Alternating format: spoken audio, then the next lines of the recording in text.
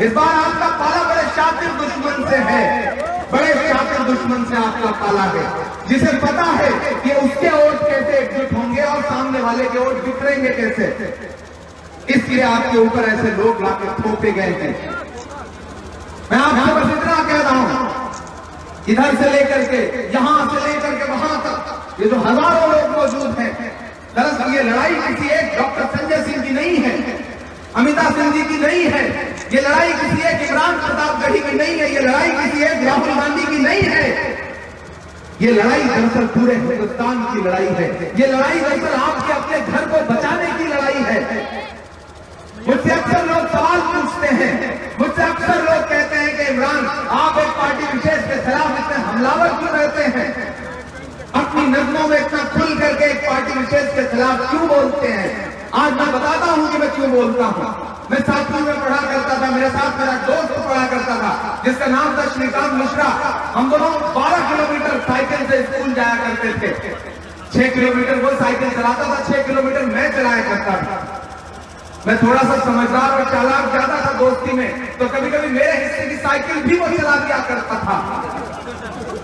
हम कभी कभी क्रिकेट खेलने के लिए स्कूल छोड़ दिया करते थे, फिर मेरे अब्बू तलाशते थे और जब हम पकड़े जाते थे तो जितने थप्पड़ मेरे अब्बू मुझे मारते थे उतने ही थप्पड़ तो श्रीकांत को भी मारते थे। या कभी श्रीकांत के पिताजी मुझे पकड़ लेते थे खेलते हुए, तो जितने थप्पड़ श्रीकांत को मारते थे उतने थप्पड़ मुझे भी मारते थे। लेकिन आज पूरी ईमानदारी से आपसे कह रहा हूं, आप भी दिल पे हाथ रख के सोचना कि अगर आज मेरे अब्बू एक थप्पड़ श्रीकांत मिश्रा को मार दें और श्रीकांत मिश्रा के पिताजी एक थप्पड़ मुझे मार दें, तो कब वो थप्पड़ हिंदू मुसलमान के सांचे में ढल जाएगा कोई बता नहीं सकता। ये नुकसान क्या है विचारधारा में हमारे समाज का, ये नुकसान क्या है दिल्ली की गद्दी पर बैठे हुए तानाशाह ने इस समाज का। कल तक हम साथ मिलकर बैठ करके बातें किया करते थे, आज हालात ऐसे बन गए कि हम शायद साथ बैठ के चाय भी पीना दुश्वार कर दिया है, छोटे छोटे गांव तक के माहौल खराब कर दिए हैं। ऐसे इस विचारधारा से अगर आपने देश को निजात नहीं दिलाई तो यकीन जानिए कि आपकी आने वाली नस्लें आपको माफ नहीं करेंगे। मैं शायद उस जिम्मेदारी की वजह से यहां खड़ा हूं। आपको आज समझना पड़ेगा इस बात को। यहां बड़ी तादाद में मेरी नई नस्लें खड़े हैं। आप मुझे बताइए कि लखनऊ से लेकर के दिल्ली तक जो लोग काबिल हैं, क्या उनकी हुकूमत से आप खुश हैं? क्या उनकी हुकूमत से आपको लगता है कि आप इत्तेफाक रखते हैं?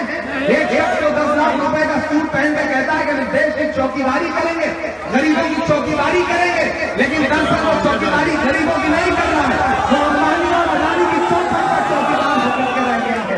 ऐसा शख्स जिसके होते हुए मध्य प्रदेश के किसानों के सीने पर सीधे गोलियां मारी गई और 6 किसान शहीद हो गए। उन किसानों में कौन हिंदू था कौन मुसलमान था किसी को पता नहीं है। मैं शायद इसलिए भी आज यहां खड़ा हूं।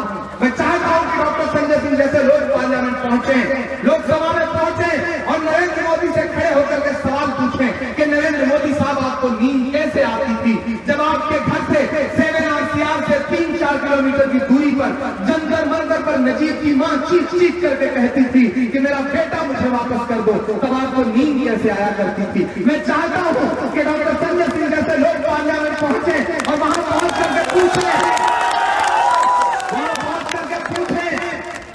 कि नरेंद्र मोदी जी आपको नींद कैसे आती थी जब रोहित वेमुला की मां चीख चीख करके कहती थी कि आपकी विचारधारा ने मेरे बेटे को फांसी के फंदे पे चढ़ा दिया। मैं चाहता हूं कि डॉक्टर संजय सिंह जैसे लोग पार्लियामेंट पहुंचे और पूछे कि नरेंद्र मोदी साहब आप किसानों की बात करते हैं, लेकिन आपको नींद कैसे आती थी जब राजपथ पर तमिलनाडु से आए हुए किसान नंगे जिस तपती दोपहरी में जल्दी हुई सड़क पर लेट करके अपना एहतजाज दर्ज करवा रहे थे, उस वक्त आपको नींद कैसे आती थी। मैं चाहता हूं कि ऐसे लोग पार्लियामेंट पहुंचे और नरेंद्र मोदी से पूछे कि नरेंद्र मोदी साहब आपने पुलवामा के शहीदों के नाम पर वोट मांगे, लेकिन आपने गोरखपुर में अस्पताल में ऑक्सीजन की कमी से मरे हुए 70 बच्चों के नाम पे वोट मांगने की हिम्मत क्यों नहीं दिखाई? अगर आपने हिम्मत है तो मांगिए उन बच्चों के नाम पे वोट। अगर आपने हिम्मत है तो सिर्फ शहीदों के नाम पे वोट मांगते हैं आप। अरे जिन शहीदों की शहादत पर तुम्हें इस्तीफा देना था, तुम्हारी बेशर्मी यह है कि तुम उनके नाम पे वोट मांग रहे हो। एक साथ हमने 50 जनाजे देखे हैं, 50 शहीदों का जनाजा देखा है। ये बात मैं इसलिए कह रहा अवधेश की मां से मिलने के लिए। मेरा नाम इमरान है। जब मुझे पता चला कि शहीद अवधेश कुमार की एक मां है जो बेसुध है अपने बेटे की शहादत के बाद और वो कैंसर से परेशान है, वो इस इंतजार में है कि उसका बेटा सरहद से वापस आएगा और उसके कैंसर का इलाज करवाएगा। जब मैंने ये खबर पढ़ी तो उसकी शहादत के तीसरे दिन गया था मैं चंदौली उस मां से मिलने, और मैंने उस मां से कहा था कि मैं अवधेश तो नहीं हूं, लेकिन आप इमरान को अवधेश ही समझें, आपका इलाज मैं कराऊंगा, मैं उस मां का इलाज कराऊंगा। मैं जानता हूं उस मां के दर्द को। उस मां ने भी मुझसे कहा था कि मैंने अपने बेटे का जनाजा देखा है, टुकड़ों में फटा हुआ शरीर आया था उसका। ये जो दिल्ली में बैठे हुए लोग हैं, बेशर्म लोग हैं, इन्हें इस्तीफा देना चाहिए इस बात पर। लेकिन हमारे मुल्क में पिछले 5 साल में इस्तीफे नहीं हुए। रेल की दुर्घटनाएं हुई तो इस्तीफे नहीं हुए। सैनिक शहीद हुआ तो उस पर वोट मांगा जा रहा है, इस्तीफा नहीं हो रहा। यहां जितने पढ़े लिखे लोग बैठे हैं, किसी भी मजहब के हों, किसी भी धर्म के हों, मैं आपसे बस एक बात कहना चाहता हूं कि गठबंधन के लोग आएंगे, भाजपा के लोग आपके बीच में आएंगे, आपसे कहेंगे कि हिंदू भाइयों बटना मत, वरना हमारा प्रत्याशी हार जाएगा। गठबंधन के लोग आएंगे, कहेंगे अक़लियत के लोगों बटना मत, वरना गठबंधन का प्रत्याशी हार जाएगा। लेकिन इमरान यहां खड़ा होकर कह रहा है सारे मजहब के लोगों से, सारे धर्मों के लोगों से कि इस बार बटना मत, अगर बट गए तो हिंदुस्तान हार जाएगा, भारत हार जाएगा। ये लड़ाई दरअसल भारत को बचाने की है, ये लड़ाई दरअसल हिंदुस्तान को बचाने की है। उस लड़ाई में मैं तो खड़ा हूं अपने खून पसीने के साथ, लेकिन क्या मेरी नई नस्ल भी खड़ी है? क्या मेरी नई नस्ल भी तैयार है? मैं आपसे हाथ उठवा के, मैं आपसे हाथ नहीं उठवाना चाहता, मुझे आपकी मोहब्बतों पे, आपकी दुआओं पे पूरा भरोसा है। मैं जानता हूं अगर रात के इस पहर आप यहां खड़े हैं तो इस बात की दलील है ये कि आपने मन बना लिया है कि गठबंधन या फिर भाजपा धमकियां दे रहे हैं मेनका गांधी। और मैंने सुना है जो गठबंधन के प्रत्याशी हैं उनका किरदार तो आपकी आंखों के सामने है। आप जानते हैं उन्हें कि वो डरा धमका के वोट लेते हैं, लेकिन आपको जवाब देना पड़ेगा। आपको वो लोग हैं जो 313 वाले लोग हैं, 72 वाले लोग हैं, जवाब के सामने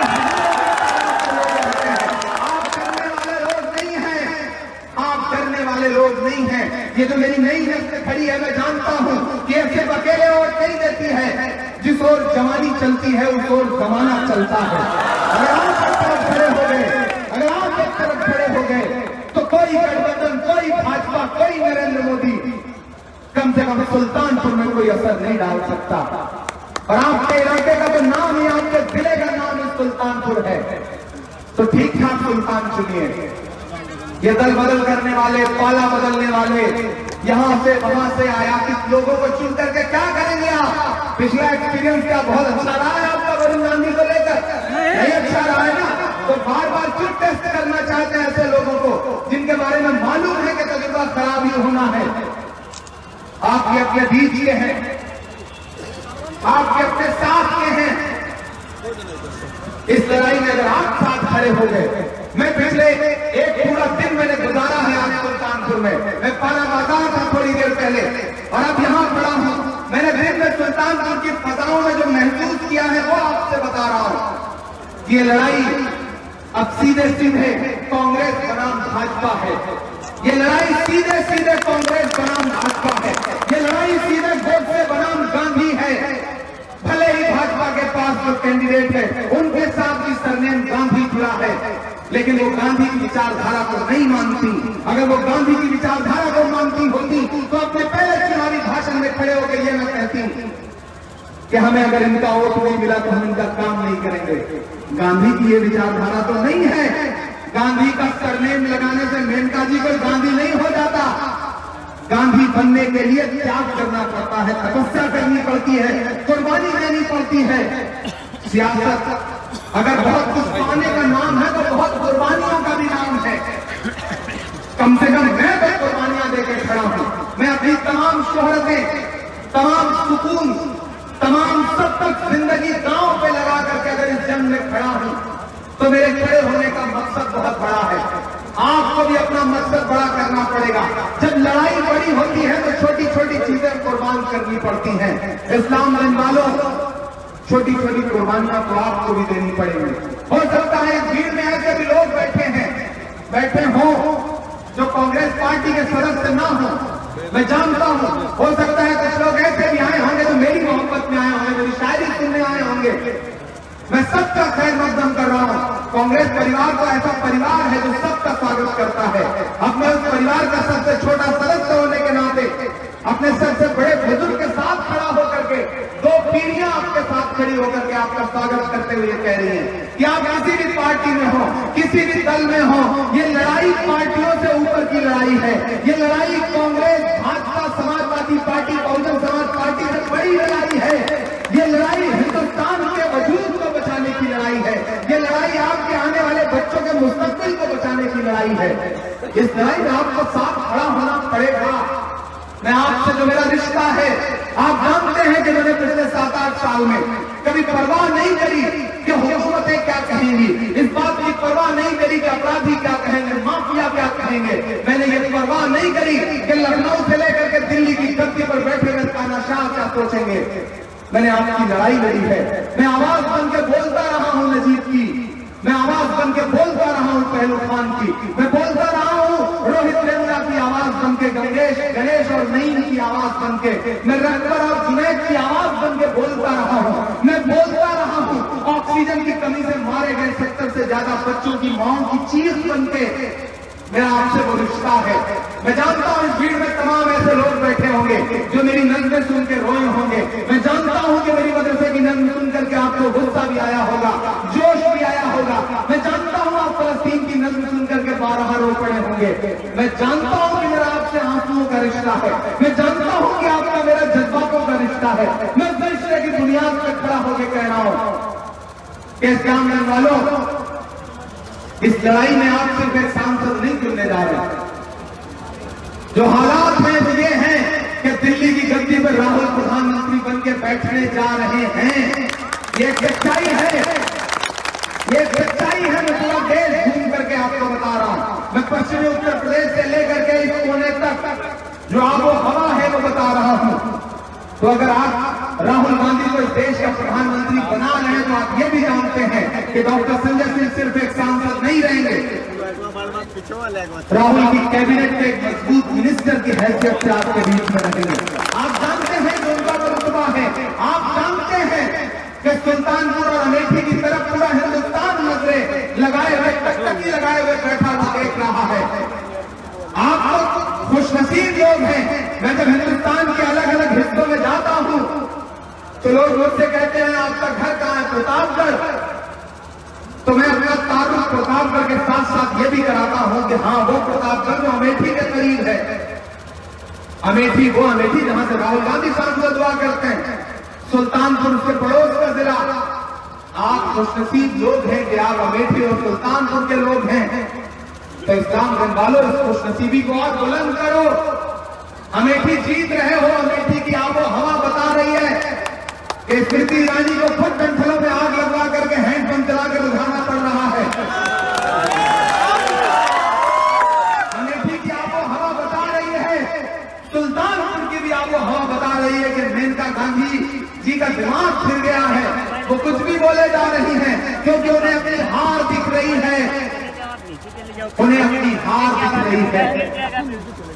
डॉक्टर संजय सिंह एक तरफा मुकाबले में इस चुनाव को जीत रहे हैं। ऐसे में अगर एक वोट भी आपका बिखरता है, एक वोट भी गठबंधन के नाम पे हाथी पे चला जाता है, एक वोट भी साइकिल की मोहब्बत में इधर उधर हो जाता है, तो दरअसल वो वोट गठबंधन को नहीं जाएगा, वो वोट भाजपा को जाएगा। आपको ये बात समझनी पड़ेगी। मैं शायद यही गुफ्तगू करने आपसे आया हुआ हूं और मैं इसलिए आपसे ये कह रहा हूं। मैंने कहा ना, मैं बहुत बड़ी लड़ाई लड़ रहा हूं। मैंने अपना बहुत कुछ कुर्बान किया है इस चुनाव में। मुझसे एक दिन राहुल जी ने कहा कि इमरान, तुम जिस लड़ाई को लड़ते हो, जिन जंगों को गाते हो, अगर उसे सच में जमीन पर उतार करके और सिस्टम तक पहुंचाना चाहते हो तो जाओ लोकसभा लड़ो, सांसद बनो और पार्लियामेंट पहुंचो। उसके बाद जब पार्लियामेंट में खड़े होकर बोलोगे तो तुम्हारी आवाज दुनिया सुनेगी। उनकी एक बात तो मैंने आपके लिए बैठ कहा, मैंने आपके लिए बैठ कहा। मैंने कुछ न सोचा न समझा और चला गया मुरादाबाद। पिछले 30-31 रातों तक जागा हुआ हूं। लगता है कई रात तक जागा है हम सबके। तस्वीर भी आंखों से थकन झांक रही रही है, पाँव में छाले पड़े हुए हैं, इतनी मेहनत करी है मैंने, आवाज बैठी हुई थी, भीख लगती थी, रात में इंजेक्शन लगवाता था, सुबह फिर प्रचार में निकलता था, 17 घंटे जनसंपर्क किए हैं, मुसलसल 1 महीने। लेकिन मैं अपनी कामयाबी से भी ज्यादा, अपने लिए चुनाव जीतने से भी ज्यादा आपसे ये मांगने आया हूं कि अपनी दुआओं में मेरे इससे ज्यादा डॉक्टर संजय सिंह साहब को शामिल करिए, क्योंकि सुल्तानपुर की तरफ पूरा देश नजरें खड़ा करके देख रहा है। मैंने कहा ना कि जब मैं मुरादाबाद से सुकून पा करके वापस लौटा दिल्ली, तो मैं पूरे देश में कहीं नहीं गया, सबसे पहले सुल्तानपुर आया हूं, क्योंकि मैं जानता हूं कि सुल्तानपुर की मोहब्बतें बड़ी मजबूत है। मैं यहां आऊंगा तो मुझे मायूस नहीं करेगा सुल्तानपुर। 23 मई को आप पर नजरें रहेंगी मेरी, इंतजाम वालों आप पर नजरें रहेंगी मेरी।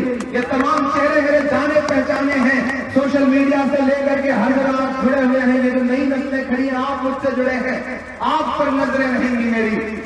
मुझे मायूस मत होने दीजिएगा, क्योंकि मुझसे भी सवाल किया जाएगा। अब तो मैं भी अपना दामन फैला करके आपके बीच खड़ा हूं, वो मेरे लिए वालिद की तरह है, और एक वालिद के लिए बेटा आपके सामने दामन फैला के कह रहा है इस लड़ाई में डॉक्टर संजय सिंह साहब को एक तरफा जिता दीजिए। मैं आपसे वादा कर रहा हूं कि मेरा आपका सिर्फ आज एक दिन का रिश्ता नहीं है, आप जिता दीजिए।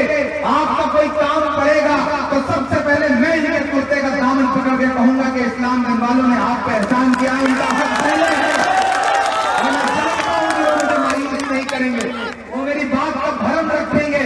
आप जिताइए।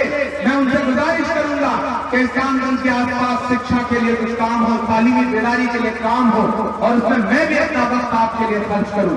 आपने तालीम में बहुत काम किया है, अमेठी की तरफ बहुत काम हुआ है, सुल्तानपुर में भी आपने काम किया है।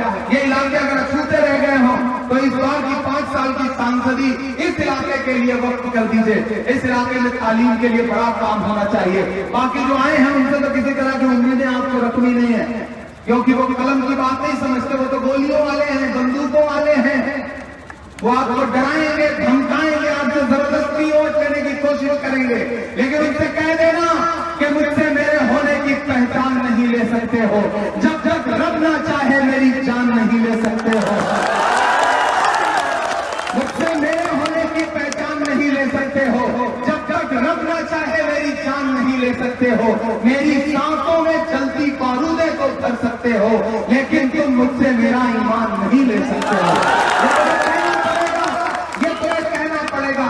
आज से इस लड़ाई को तुम्हें लड़ना है, अकेले डॉक्टर संजय सिंह एक आदमी तक नहीं पहुंच सकते। लोकसभा बहुत बड़ी होती है, मैं भी सबके दरवाजे जाके दामन नहीं फैला सकता, तो आज से मैं अपनी जिम्मेदारी तुम्हें सौंपता हूं, अपनी जमानत तुम्हें देता हूं, और तुमसे अपील करता हूं कि आज से आप इमरान हो, आप डॉक्टर संजय सिंह हो, आप राहुल गांधी हो, आज से इस लड़ाई को अपनी समझ के लड़ो, क्योंकि दिल्ली की गद्दी पर बैठे हुए तानाशाह को हटाने के लिए एक एक शख्स को राहुल बनना पड़ेगा, एक एक शख्स को डॉक्टर संजय सिंह बनना पड़ेगा, एक एक शख्स को इमरान बनना पड़ेगा, क्योंकि ये लड़ाई बहुत बड़ी लड़ाई है, ये छोटी लड़ाई नहीं है। इसे छोटी लड़ाई मानने की भूल करेंगे तो आप अदालत में रह जाएंगे। खुद को सच्चाई का ठेकेदार लिखने लग गए, बौखलाहट में सरे बाजार लिखने लग गए। एक नारे से हुकूमत इस कदर घबरा गई, चोर सारे खुद को चौकीदार लिखने।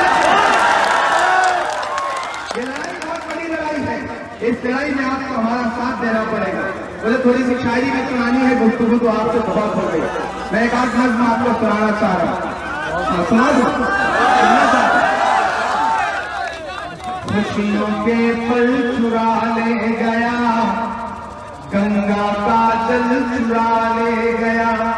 जैसा सुन के बताइएगा, ये जो बहता हुआ पसीना है, ये आपसे मोहब्बतों की बुनियाद पे आज आपकी मोहब्बतों की दुहाई में देखना चाहता। मैं पढ़ता हूं, सुनेगा।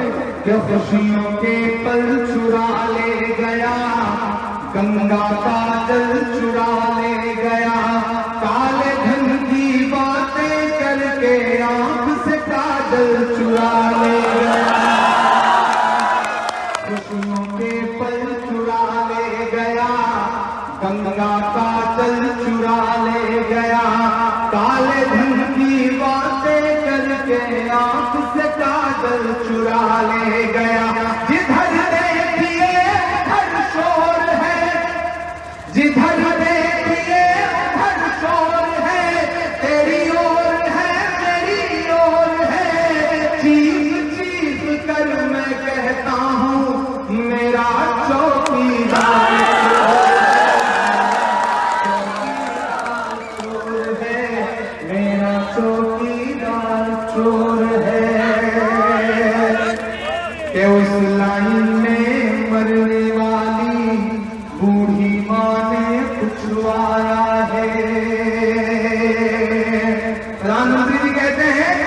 जाइए और ईवीएम की कतारों में लग के वोट दीजिए।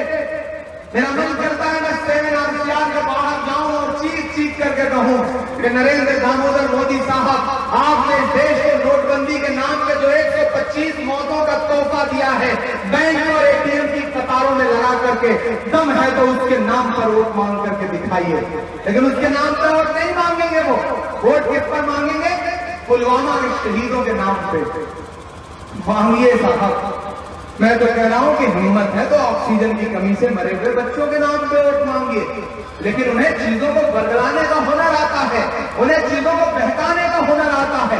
मैं ये फिक्र पढ़ता हूं कि उस लाइन में मरने वाली बूढ़ी माँ ने पुछवाया है, नोट बंद करने से कितना काला धन वापस आया है।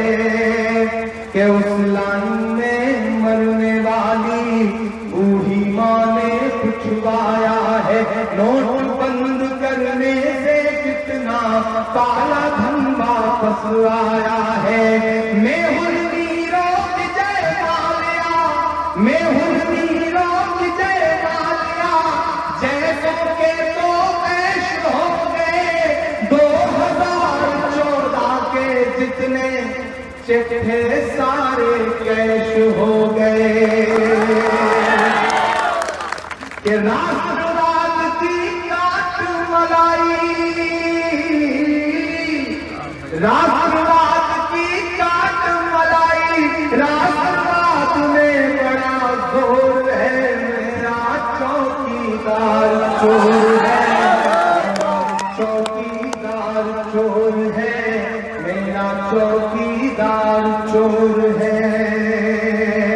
एक नस्ल के लिए डॉक्टर साहब ने मुझे हुक्म दिया है, एक नस्ल के लिए खासतौर से डॉक्टर संजय सिंह फोन सुनाना, तो एक नस्ल आपको सुनाता हूं मैं, जिसे मैंने पुलवामा अटैक के बाद कही।